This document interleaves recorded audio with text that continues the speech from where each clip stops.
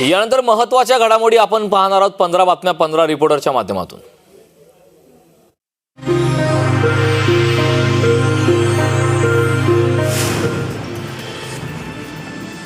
माजी मंत्री महादेव जानकर यांचे मोहोळ शहरामध्ये मोठ्या उत्साहात स्वागत करण्यात आलेले आहे।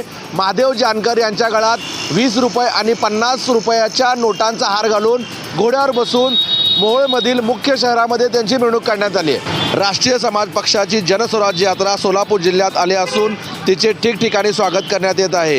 ही यात्रा मोहोळ इथं आली असता कार्यकर्त्यांनी जंगी स्वागत केलं आहे। यावेळी राष्ट्रीय समाज पक्षाचे अध्यक्ष महादेव जानकर यांच्या गळ्यात 20 रुपये आणि 50 रुपयाच्या नोटांचा हार घालण्यात आला आहे। या हारामध्ये एकूण 5,000 रुपये रक्कम होती।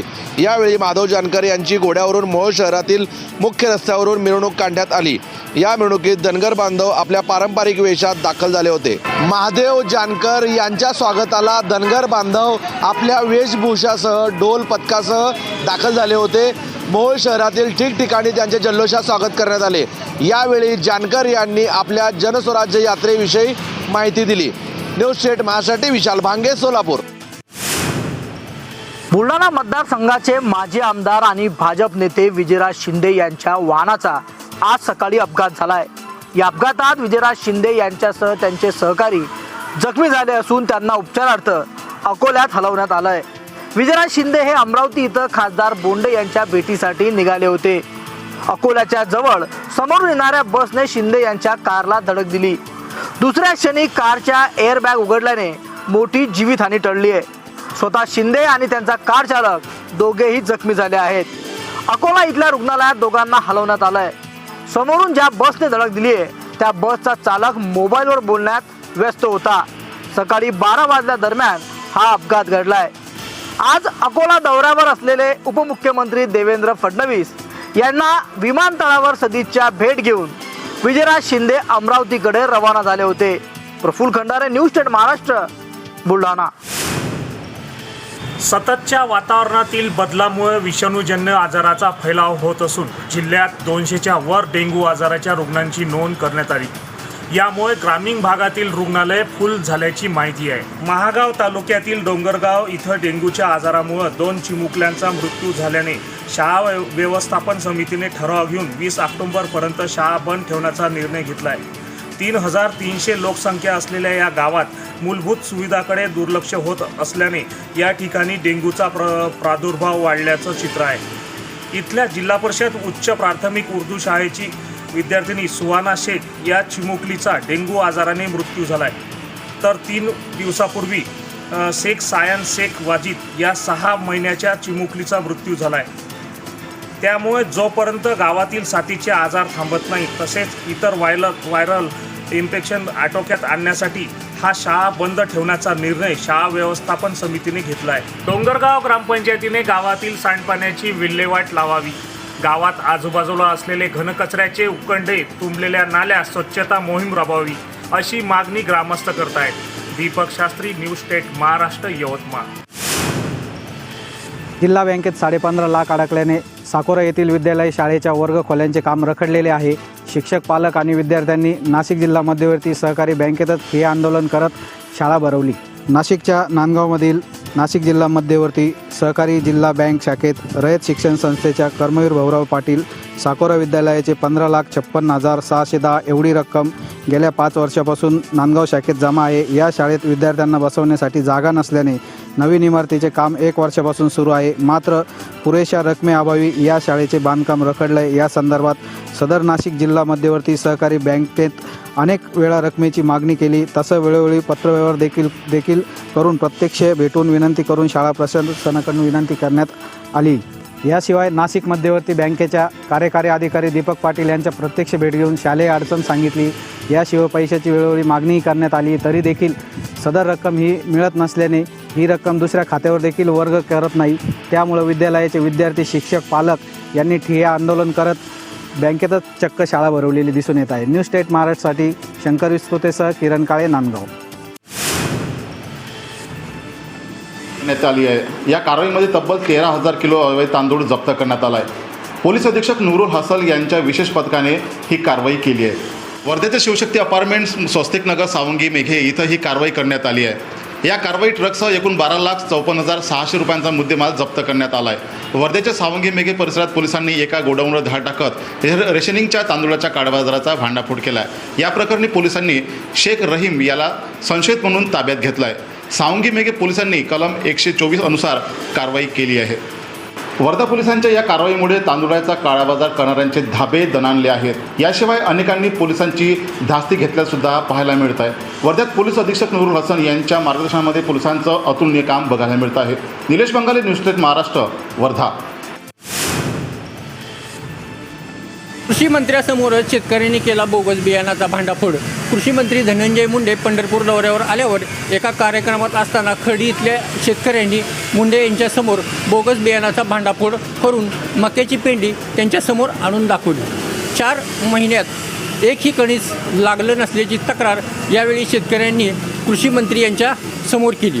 पंढरपूर तालुक्यातील खर्डी येथील शेतकरी मोहन जाधव यांनी खरीप हंगामा पिकाची लागवड केली होती. मात्र बोगस बियाणे व्यापाऱ्याने दिल्याने मका उगवून आली नाही. बोगस बियाणे देऊन फसवणूक झाल्याने नुकसान झालेले शेतकरी जाधव यांनी व्यापारी आणि कृषी विभागाकडे याबाबत तक्रार केली असल्याचं सांगितलं.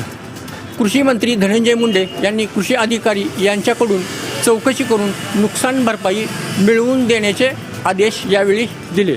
यावेळी शेतकऱ्यांकडून समाधान व्यक्त करण्यात आलं. मात्र ही कारवाई आता केव्हा करण्यात येईल हे पाहावं लागणार आहे. पंढरपूरहून अरुण बाबर, न्यूज स्टेट महाराष्ट्र. भाजपाकडून खासदार राहुल गांधी यांचा रावणाचा फोटो शेअर केल्यानंतर काँग्रेसकडून भाजपचा विरोध दर्शवण्यात येतोय. बुलढाण्यात देखील काँग्रेसकडून भाजपचा निषेध नोंदवण्यात आला आहे. बुलढाण्यातील स्थानिक जयस्तंभ चौक इथं काँग्रेसकडून निदर्शने करण्यात आली आहेत.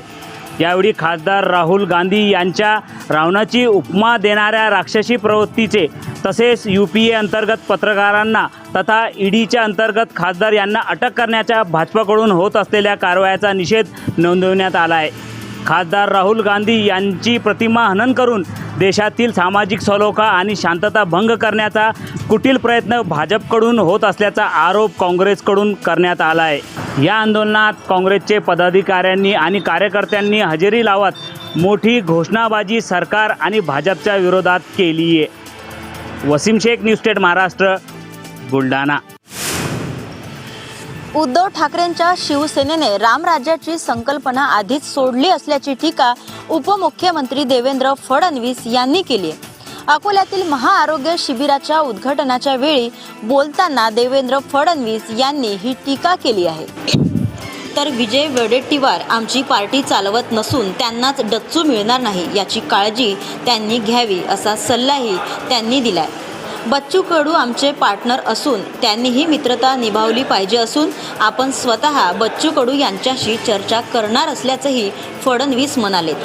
तर आपल्या भाषणातून त्यांनी अकोला इथल्या सुपर स्पेशालिटी हॉस्पिटल पूर्ण क्षमतेने लवकरच सुरू करणार असल्याचीही घोषणा केली. या कार्यक्रमात अकोल्याचे नवे पालकमंत्री राधाकृष्ण विखे पाटील देखील उपस्थित होते. तर उपमुख्यमंत्री देवेंद्र फडणवीस यांनी आपण पालकमंत्री पद सोडलाय, पालकत्व नाही असं म्हणत सभेमध्ये हास्य पिकवलं आहे. अकोल्याहून प्रियंका जाधव, न्यूज स्टेट महाराष्ट्र.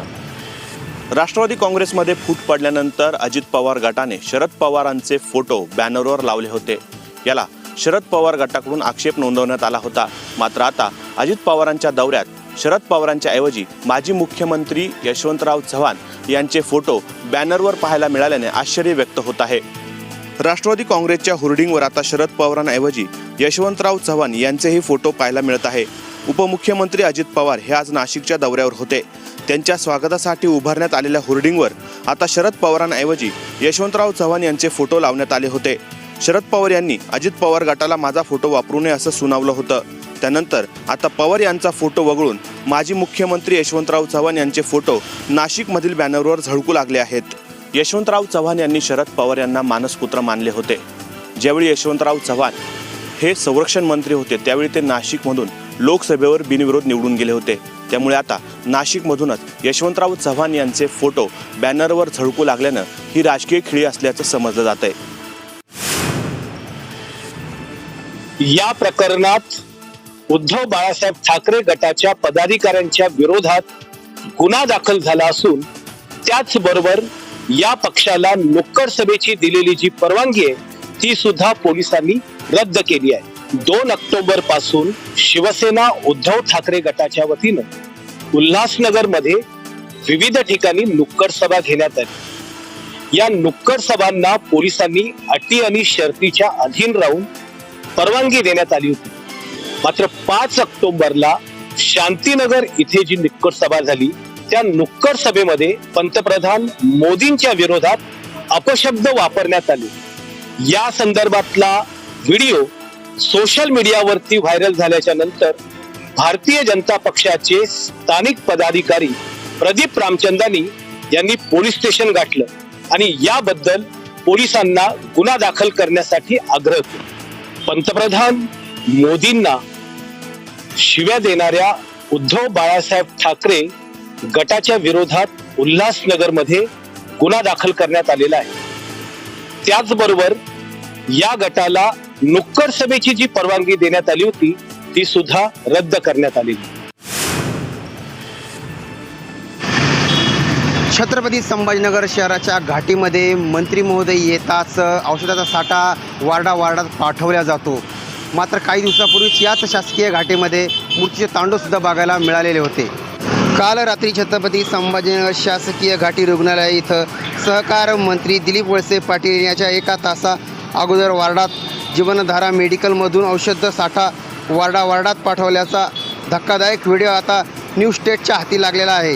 राज्याचे सहकार मंत्री आणि विरोधी पक्षनेते शासकीय घाटीमध्ये येताच 1 तासा अगोदरच पाटील वार्डामध्ये औषधं पोहोचले जातात। शासकीय घाटी परिसरामध्ये तब्बल 20 ते 25 मेडिकलसुद्धा या थाटलेली आहे। एकीकडे राज्याचे सहकार मंत्री दिलीप वळसे पाटील म्हणतात की या घाटीमध्ये 3 महिने पुरेल एवढा औषध साठा उपलब्ध आहे।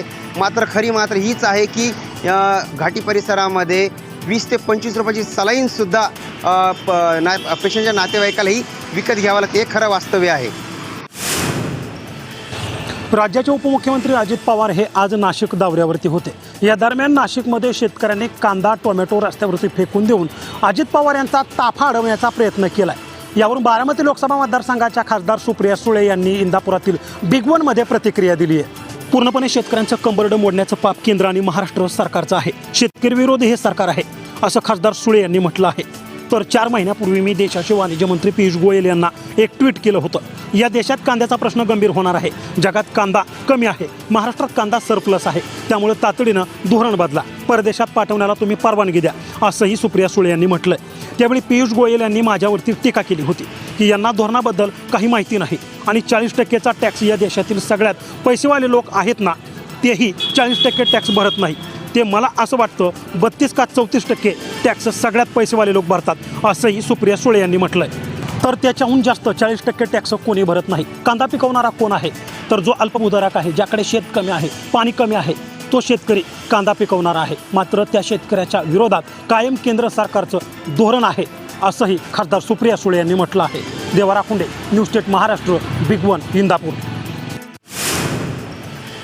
मुख्यमंत्री एकनाथ शिंदे यांनी मुख्यमंत्रीपदी राहावं, देवेंद्र फडणवीस यांनी केंद्रात जावं, तर मुख्यमंत्री म्हणून शुभेच्छा अजित पवार यांना असतील असं मत जे आहे ते संजय शिरसाट यांनी प्रत्येक पक्षाच्या कार्यकर्त्याला वाटतं की आपला नेता मुख्यमंत्री व्हावं। भारतीय जनता पार्टीच्या प्रत्येक कार्यकर्त्याला वाटतं की देवेंद्र फडणवीस हे मुख्यमंत्री व्हावं, एकनाथ शिंदे हेच मुख्यमंत्री राहतील असं केंद्रीय समितीने सांगितलं। तर आम्हाला काम करावं लागतं असं म्हणणं एकनाथ शिंदे यांनीच पुढील मुख्यमंत्रीपदी विराजमान व्हावं असं मत माझं होतं। यशवंतराव चव्हाण हे केंद्रामध्ये त्यांनी धमक दाखवली होती, त्याचप्रमाणे देवेंद्र फडणवीस हे देखील केंद्रामध्ये आपली धमक दाखवतील असं मला वाटतं। भविष्यात हे सांगता येत नाही, मात्र देवेंद्र फडणवीस हे मुख्यमंत्री होतील अशी मी आशा बाळगतो असं म्हणणं संजय शिरसाट यांनी व्यक्त केलं। यावरून वाद निर्माण झालेला आहे। या संदर्भात महायुतीच्या समन्वय समितीकडून संजय शिरसाट यांना समज दिली जाणार असल्याची विश्वसनीय सूत्रांची माहिती आहे। आता संजय शिरसाटवर काय कारवाई होते हे देखील पाहणं महत्त्वाचं राहील। कॅमेरामॅन जितू वाघमारेसह सुमेश साळवे, न्यूज स्टेट महाराष्ट्र, मुंबई।